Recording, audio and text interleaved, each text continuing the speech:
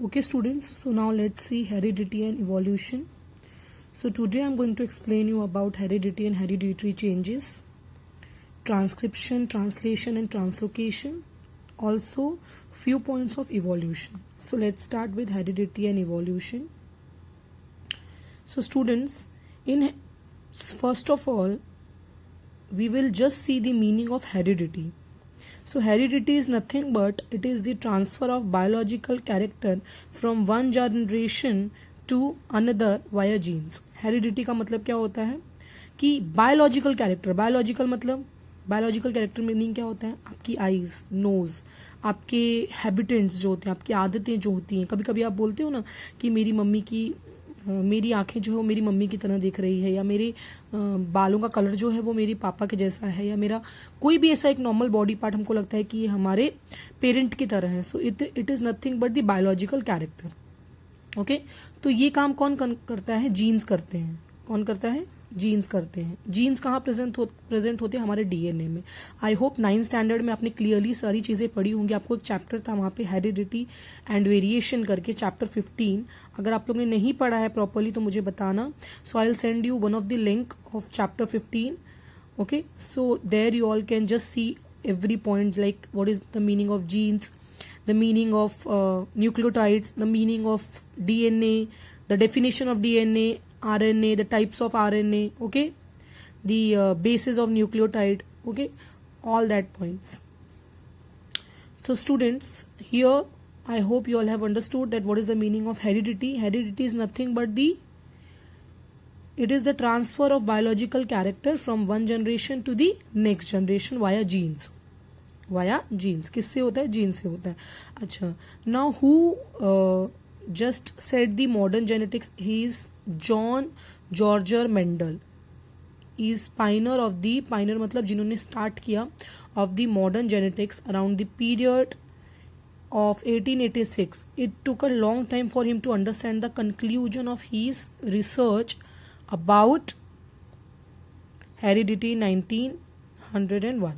तो इन्होंने जो जॉर्ज मेंडल थे, इन्होंने हर एक चीज़ों पे, आपको 9th में आपने पढ़ा भी होगा कि इन्होंने पीस पे, फ्लास पे, सब पे इन्होंने अपना रिसर्च किया. तो इनको हेरिडिटी जो कैरेक्टर है वो मालूम पड़ा. हेरिडिटी का इन्होंने बहुत सारा यूज भी बताया कि क्या यूज है बेसिकली हेरिडिटी का. ओके, सो नाउ ये तो आप लोग ने समझ लिया कि क्या होता है. क्रोमोसोम्स क्या होता है, ये आपको 9th स्टैंडर्ड में आपने पढ़ा होगा. What is the chromosomes.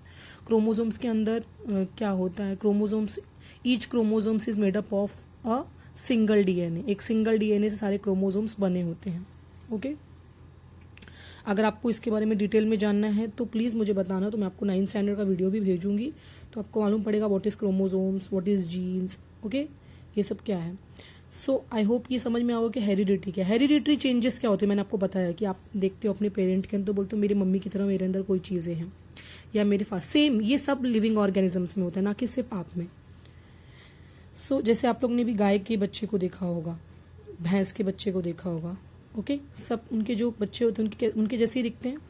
Okay, so in 1961 the French geneticist Francois Jacob and Jacques Monod proposed a model for proceed of protein synthesis with the help of protein synthesis मतलब होता है बनना, protein का बनना, with the help of DNA in bacterial cell. It helped to uncover the genetic codes hidden in DNA. तो DNA जो होता है इसमें बहुत सारे कोडेड मैसेज होते हैं जो कौन ट्रांसफर करता है? tRNA करता है. ये लाता कौन है? mRNA लाता है. ये आप लोगों ने 9th में पढ़ा होगा. Messenger RNA, transfer RNA, ribosomal RNA. Okay, thereby the technique of recombinant DNA technology emerged, which has vast scope in the field of genetic engineering. genetic engineering मतलब जीन्स का यूज करके सेम वैसे ही दूसरे organism को बनाना, invent करना. तो जो heredity का साइंस है, the science of heredity is useful for diagnosis मतलब कोई भी बीमारी है उसको पहचानना कि हमारी हेरिडिटरी. कभी कभी आप जाते हो डॉक्टर के पास तो कोई प्रॉब्लम्स के लिए आपको क्या बोला जाता है? हाँ, ये आपका हेरिडिटरी प्रॉब्लम है, जैसे कोई डायबिटीज हो गया, टीबी हो गया. Okay, treatment and prevention of hereditary disorder, production of hybrid varieties of animals. Okay, and plants. मतलब ऐसे कभी कभी आप लोग ने बहुत देखा होगा हाइब्रिड काउज होती हैं, गाय होती हैं. ओके, आपको ये एक चैप्टर में हमारे 10th में भी है, 9th में मैं आपको दिखाऊंगी. कि ये इसी टेक्नोलॉजी का यूज करके, हेरिडिटी टेक्नोलॉजी का यूज करके उन एनिमल्स, उन प्लांट्स को इन्वेंट किया जाता है, ताकि अगर सपोज हमें किसी भी चीज की कमी होती है उस पर्टिकुलर टाइम के एब्सेंस में, तो वो हमें इस हाइब्रिड वेराइटीज के थ्रू मिल सके। मतलब हमारी जरूरतों को पूरा करने के लिए, हमारे कन्वीनियंट को पूरा करने के लिए ये सारी चीजें बनाई गई हैं। And in industrial process which microbes are used. Okay, so next हमारा टॉपिक है transcription, translation and translocation. Now we will see what is the meaning of transcription, translation and translocation. Now student, just see the transcription, translation and translocation. These three are very important definition. Okay, अब देखो, with the help of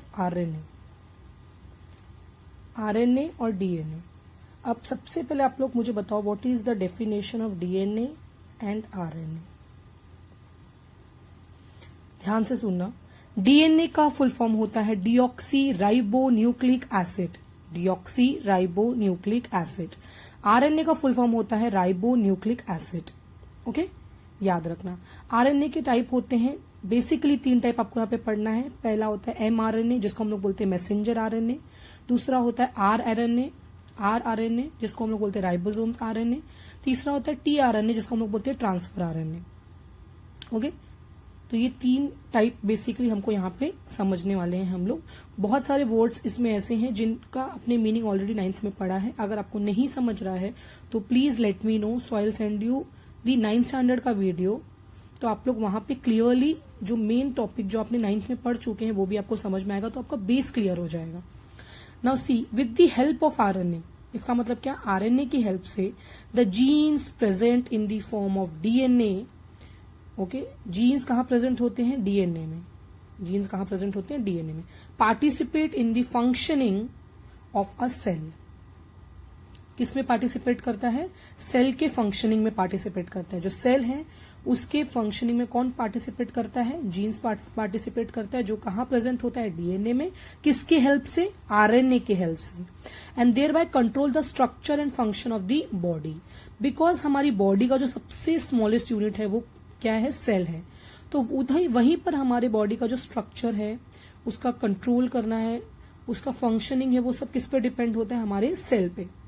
तो हमारे body का जो structure है उसको control करना, उसको फंक्शनिंग करने का काम कौन करता है, जीन्स करता है। जो कहाँ प्रेजेंट होता है, डीएनए में करता है। डीएनए में प्रेजेंट होता है with the help of RNA. Okay, information about protein synthesis is stored in DNA. Protein का जो बनने का इंफॉर्मेशन रहता है, सिंथेसिस मतलब बनना, वो कहाँ स्टोर होता है, डीएनए में।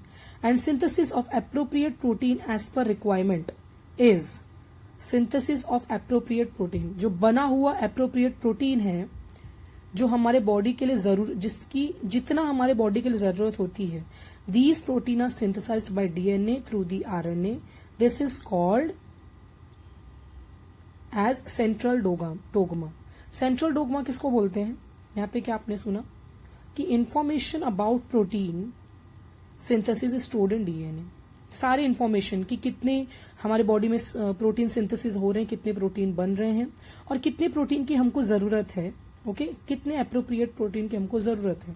Synthesis of appropriate protein as per requirement is necessary for body. हमारे बॉडी को कितने प्रोटीन की जरूरत है, these protein are synthesized by DNA through the RNA. ये प्रोटीन कैसे बनते हैं, DNA through the RNA, RNA के भी हेल्प से। और कहाँ बनते हैं, डीएनए में बनते हैं। This is called the central dogma. इस प्रोसेस को क्या बोलते हैं, सेंट्रल डोगामा। कोई भी डाउट होगा तो स्टूडेंट पूछ लेना। mRNA is produced as per the sequence of nucleotide. Clear नहीं दिख रहा तो बताना। mRNA इज प्रोड्यूस्ड, mRNA मतलब मैसेंजर आरएनए बनता है as per the sequence of nucleotide. यहाँ पे न्यूक्लियोटाइड क्या है, देखिए मैं लिख के रखा है। Each strand in molecule of DNA is made up of many small molecule called nucleotides. जो डीएनए का स्ट्रैंड होता है, एक एक स्ट्रैंड जो बना होता है वो बहुत सारे मॉलिक्यूल से बना होता है। ओके, सो ईच स्ट्रैंड इन मॉलिक्यूल, इस सारे स्ट्रैंड में जितने भी मॉलिक्यूल्स होते हैं डीएनए के, of DNA is made up of many small molecules. ये सारे डीएनए के जो मॉलिक्यूल्स है बहुत छोटे छोटे स्मॉल मॉलिक्यूल से बने होते हैं जिनको हम लोग बोलते हैं न्यूक्लियोटाइड्स। ओके, न्यूक्लियोटाइड्स में स्पेशली होता क्या है, न्यूक्लियोटाइड क्या होता है, उसके अंदर प्रेजेंट होता है नाइट्रोजनियस बेस, फॉस्फोरिक एसिड और मॉलिक्यूल्स ऑफ शुगर। इनके बहुत स्मॉल बहुत सारे मॉलिक्यूल से बनता है एक स्ट्रैंड, एक मॉलिक्यूल डीएनए का। ओके, न्यूक्लियोटाइड समझ में आ गया। अब दीज प्रोटीन्स आर सिंथेसाइज्ड, हाँ ये तो हमने पढ़ लिया। अब mRNA is produced as per the sequence of nucleotide. MRNA produce होता है, जो न्यूक्लियोटाइड का सीक्वेंस होता है डीएनए में, only one of the true strands of DNA is used in the process. जो 2 स्ट्रैंड होता है डीएनए का, वो प्रोसेस में यूज किया जाता है। आपने डीएनए का स्ट्रक्चर नहीं देखा होगा तो मैं इमेज डाल दूंगी, देख लेना। The sequence of nucleotide in mRNA, nucleotide का sequence in mRNA being produced is always complementary to the DNA. Okay, जैसे डीएनए में न्यूक्लियोटाइड का सीक्वेंस बना होता है, वैसे ही सेम एमआरएनए में भी बना होता है। वो क्या होता है, कॉम्प्लीमेंट्री होता है। कॉम्प्लीमेंट्री मतलब यहाँ पे दोनों, जैसे डीएनए में स्ट्रैंड बना हुआ है वैसे सेम आरएनए में भी बना हुआ है। स्ट्रैंड यूज्ड फॉर सिंथेसिस, ये स्ट्रैंड किस लिए किया जाता है, सिंथेसिस के लिए। किस सिंथेसिस के लिए, प्रोटीन सिंथेसिस के लिए। बिसाइड, इसके अलावा, there is uracil in RNA instead of thymine in DNA. लेकिन जो बेस है नाइट्रोजन का, नाइट्रोजनियस बेस आपने सुना ना, उसमें आपने 9th में पढ़ा होगा, एडेनाइन, गायनाइन, थाइमाइन, ये सब प्रेजेंट होते हैं जो बेस होते हैं नाइट्रोजन के। नाइट्रोजनियस बेस मतलब क्या है, वो किससे बनता है, नाइट्रोजनियस बेस से बनता है, फास्फोरिक एसिड से और शुगर मॉलिक्यूल से बनता है। तो उसी नाइट्रोजनियस बेस का आप 9th में पढ़ा होगा, एडेनाइन, गायनाइन, थाइमाइन। तो आरएनए में प्रेजेंट होता है यूरेसिल और थाइमाइन में प्रेजेंट होता है डीएनए। यही इसके स्ट्रैंड में डिफरेंस है। ये स्ट्रैंड जो होता है डीएनए का, ये स्ट्रैंड किससे बनता है, एक स्ट्रैंड जो एक मॉलिक्यूल है वो किससे बनता है, मेनी मॉलिक्यूल्स ऑफ न्यूक्लियोटाइड। अभी मैंने क्लियर किया। कोई भी डाउट होगा स्टूडेंट, एक एक पॉइंट समझते। Okay, so now next point, the sequence of nucleotide in mRNA being produced is always complementary to the DNA strand. Okay, मतलब यहाँ पे क्या बोला है कि जो न्यूक्लियोटाइड का स्ट्रैंड होता है, जो सीक्वेंस होता है, वो सेम होता है कैसे, डीएनए के जैसे। किस लिए यूज होता है, सिंथेसिस के लिए, मैंने बता दिया। Beside there is uracil in RNA instead of thymine in DNA, मतलब आरएनए में प्रेजेंट होता है यूरेसिल नाइट्रोजनियस बेस में और डीएनए में प्रेजेंट होता है thymine. This process of RNA synthesis is called as transcription. अच्छा, यहाँ पे सिंथेसिस बन क्या रहा है, आरएनए बन रहा है। ट्रांसक्रिप्शन किसको बोलते हैं, अच्छा आपने ये देखा, सेंट्रल डोगामा किसको बोलते हैं, प्रोटीन सिंथेसिस को बोलते हैं। अब यहाँ पे आरएनए किसको बोलते हैं, आरएनए सिंथेसिस कैसे होता है, सेम जो न्यूक्लियोटाइड का स्ट्रैंड है वो सेम रहता है इसमें डीएनए में भी, ओके, और आरएनए में भी, बट आरएनए में सिर्फ एक रहता है।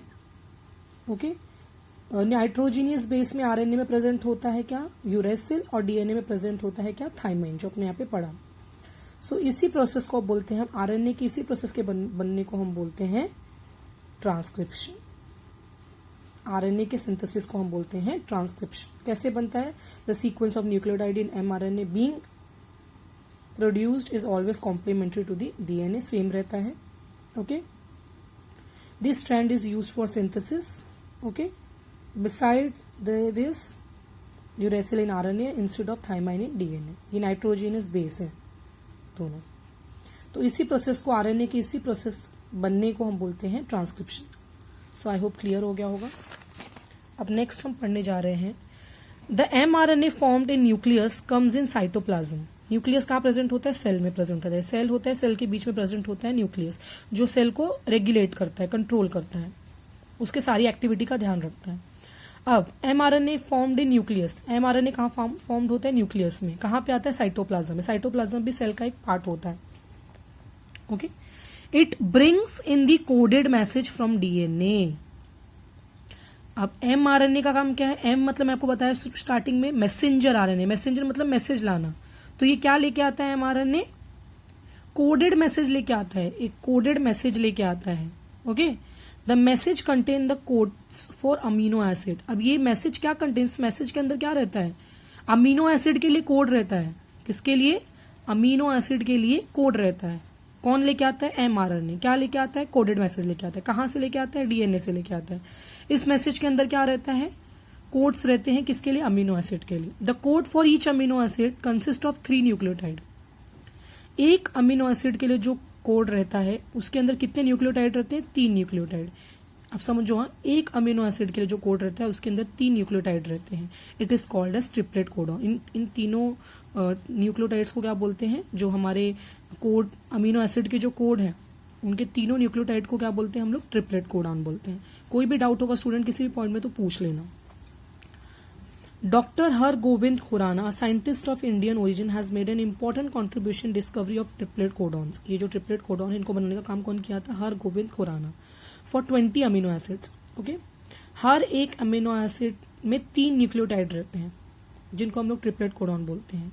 हर एक अमीनो एसिड द कोड, हर एक अमीनो एसिड के पास एक कोड होता है जिसमें 3 न्यूक्लियोटाइड रहते हैं जिनको हम लोग ट्रिपलेट कोडॉन बोलते हैं।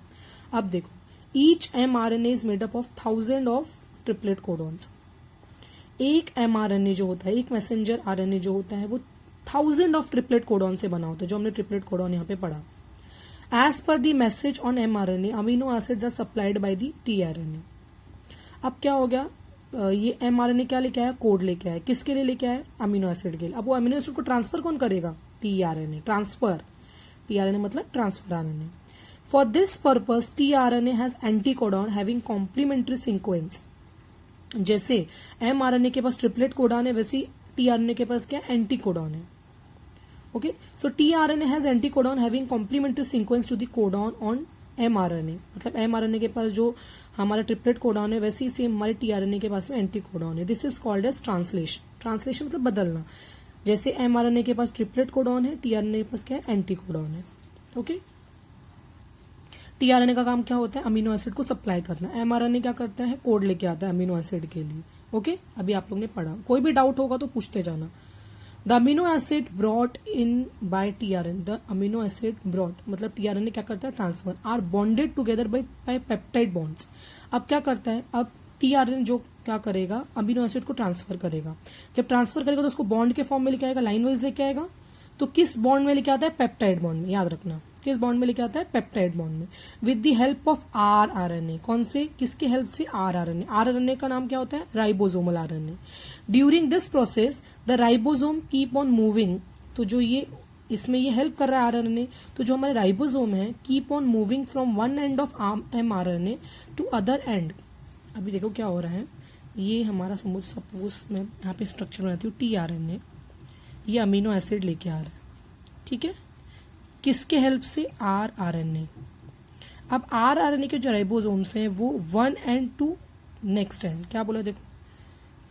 अच्छा, ये जो बॉन्ड बना रहा है ये बीच के बॉन्ड को हम लोग बोलेंगे पेप्टाइड बॉन्ड ना। tRNA जो अमीनो एसिड को ट्रांसफर कर रहा है with the bond, this bond को हम लोग बोलेंगे peptide bond with the help of rRNA। During this process the ribosomes keep on moving from one end of mRNA to other end. ये mRNA है और ये mRNA है। इसके एक एंड से दूसरे एंड पे ये लोग आ रहे हैं, ठीक है, यहां से यहां पे ट्रांसफर हो रहे हैं।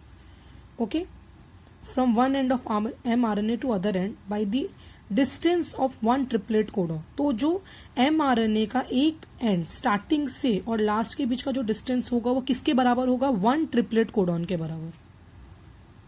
जो हमने यहाँ पे पढ़ा 1 ट्रिपलेट कोडॉन के बराबर होगा। ओके, इसको हम लोग बोलेंगे ट्रांसलोकेशन। इसको हम लोग क्या बोलेंगे? ट्रांसलोकेशन। ट्रांसलोकेशन आपने क्या पढ़ा कि जो हमारा mRNA ने हमारे कोड लेके आया है अमीनो एसिड का जो कोड लेके आया है वो 3 न्यूक्लियोटाइड उसमें कंसिस्ट कर रहे हैं।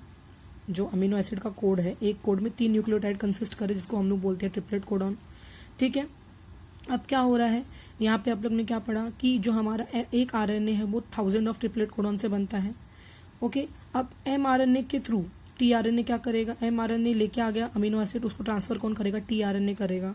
तो जैसे mRNA के पास ट्रिपलेट कोडॉन है वैसे tRNA के पास एंटी कोडॉन है, तो इसको हम लोग बोल देते हैं ट्रांसलेशन। अच्छा, पूछोगे मिस एंटी कोडॉन क्या होता है? मैंने यहाँ पे लिखा है देखो, an anti codon is a tri nucleotide sequence. Same जैसा हमारा यहाँ पे न्यूक्लियोटाइड 3 न्यूक्लियोटाइड सीक्वेंस है वैसे सेम, मैंने बोला ना सेम, दोनों कॉम्प्लीमेंट्री है। ओके, सिर्फ इसका नाम एंटी कोडॉन है, उसका ट्रिपलेट कोडॉन। ओके, तो इसको ट्रांसलेशन बोल दिया, दोनों चेंज हो गए। अब ट्रांसलोकेशन में क्या आया हमारा? अब हमारा टीआरएनए जो है वो लेके आ रहा है हमारे अमीनो एसिड को, कहाँ से लेके आ रहा है, एमआरएनए के एक डिस्टेंस से दूसरे डिस्टेंस पे लेके आ रहा है। क्या बना के लेके आ रहा है, बॉन्ड बना के लेके आ रहा है। उस बॉन्ड को क्या बोलेंगे, पेप्टाइड बॉन्ड बोलेंगे। किसके हेल्प से लेके आ रहा है, आरएनए के हेल्प से लेके आ रहा है। आरएनए के हेल्प से लेके आ रहा है, इसलिए उसको हम लोग राइबोसोम बोलेंगे। ठीक है, तो इसको हम लोग प्रोसेस को बोलेंगे ट्रांसलोकेशन। अच्छा, अब जो ये डिस्टेंस है, जो डिस्टेंस पे ये ट्रांसफर हो रहा है अमीनो एसिड, वो डिस्टेंस किसके बराबर है, एक ट्रिपलेट कोडॉन के बराबर है। ओके, तो इसको हम लोग बोलेंगे ट्रांसलोकेशन। तो आई होप क्लियर हो गया होगा ट्रांसक्रिप्शन क्या है, ट्रांसलेशन क्या है। ट्रांसलेशन तो आपने इजी पढ़ा होगा कि triplet codon is change to anti codon, complementary जो हो गया वो ट्रांसलेशन हो गया। ट्रांसलोकेशन क्या हो गया कि हमारा जो बॉन्ड बना के लेके आ रहा है, किसके हेल्प से लेके आ रहा है, कहाँ से कहाँ तक लेके आ रहा है, किसके बराबर है, वो हमारा ट्रांसलोकेशन हो गया। ओके, और ट्रांसक्रिप्शन तो आपने पढ़ ही लिया स्टार्टिंग में क्या होता है। ओके, ट्रांसक्रिप्शन में हमने पढ़ा आरएनए का सिंथेसिस, आरएनए कैसे बना। ओके, तो आपको क्लियर हो गया होगा, नहीं क्लियर होगा तो एक बार और पूछ लेना। अब हम लोग बात करेंगे living organism can produce new individual like themselves. जो भी लिविंग ऑर्गेनिज्म रहते हैं वो अपने जैसे दूसरे ऑर्गेनिज्म को जन्म देते हैं due to genes only, and some of those genes are transmitted to the next generation without any changes. Due to this some of the character of parents are transmitted to their offspring. Parent के character किसमें आते हैं, offspring में। However sometime sudden changes occur in those genes. Sometime क्या होता है, कुछ changes आते हैं जीन्स में। Sometime any nucleotide of the genes changes its position that cause a minor changes which is nothing but the mutation. हमेशा क्या होता है, पेरेंट के जो कैरेक्टर्स हैं वो ऑफस्प्रिंग में आते हैं, बट समटाइम क्या होता है, न्यूक्लियोटाइड अपनी पोजीशन चेंज कर देता है, जिसकी वजह से ये कैरेक्टर प्रॉपरली नहीं आ पाते, जिसको हम लोग बोलते हैं म्यूटेशन। ओके, अब इवोल्यूशन में हमने क्या पढ़ा, ग्रेजुअल चेंजेस हमारे यहाँ पे कैसे हुआ, पहले सबसे स्टार्टिंग में हमारे यहाँ पे क्या आया था। ठीक है, 3.5 बिलियन ईयर एगो क्या था हमारे यहाँ पे, हमारे अर्थ पे क्या था, हमारे अर्थ का बिगनिंग कैसे हुआ, कैसे स्मॉल हर जगह पे ऑर्गेनिजम्स आए। पहले यूनिसेलुलर ऑर्गेनिज्म आए, फिर उसी के थ्रू चेंजेस के थ्रू मल्टी सेलुलर ऑर्गेनिज्म आए। तो ये हम सारा पढ़ेंगे इवोल्यूशन में। फिर हमारा इवोल्यूशन कैसे हुआ ये हम देखेंगे हमारे नेक्स्ट लेक्चर में। Okay students, till then bye, take care.